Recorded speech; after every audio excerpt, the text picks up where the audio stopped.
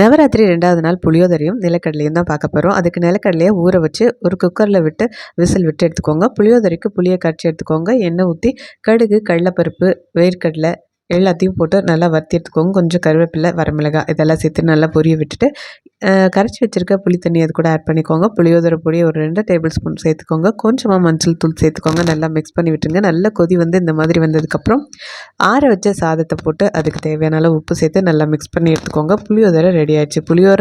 புளியோதரை பொடி வந்து கண்டிப்பாக போட்டுருக்கோங்க.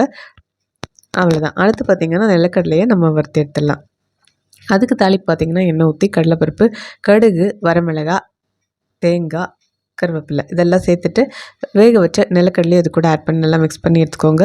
இன்னைக்கு நவராத்திரி 2வது நாள் புளியோதரையும் நிலக்கடலையும் சூப்பராக தயாராகிடுச்சு. இது கூட நான் அந்த கட்டம் வகை கோலத்தையும் அட்டாச் பண்ணேன்.